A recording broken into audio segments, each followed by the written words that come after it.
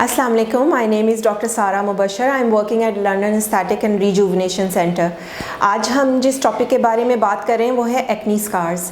Teen age में बहुत सारे पेशेंट्स होते हैं जिनको एक्नी की प्रॉब्लम होती है। एक्नी तो ठीक हो जाती है लेकिन उसके बाद जो स्कार्स होते हैं वो बड़ी मुश्किल से जाते हैं। इसकी ट्रीटमेंट के लिए हमारे पास डिफरेंट मोडेलिटीज़ हैं बिकॉज एक्नी स्कार्स जो हैं वो फाइब्रस बैंड्स के साथ नीचे डीपर लेयर्स ऑफ स्किन से अटैच्ड होते हैं। तो एक एक्नी सब्सिजन का ट्रीटमेंट होता है जिसमें हम ये फाइब्रस बैंड्स को रिमूव करते हैं। नेक्स्ट स्टेप जो हम मोडेलिटी यूज़ करते हैं वो है प्लेक्सर ट्रीटमेंट। प्लेक्सर ट्रीटमेंट से हम एक्नी स्कार्स के एजेस पे जब हम प्लेक्सर ट्रीटमेंट देते हैं तो उससे कोलेजन बूस्ट होता है और उससे जो एक्नी स्कार्स हैं वो फिलअप होते हैं। एक और ट्रीटमेंट जो हम एक्नी स्कार्स के लिए करते हैं वो है डर्मल फिलर्स। ये different types of acne scars होते हैं like ice pick, box, rolling scars.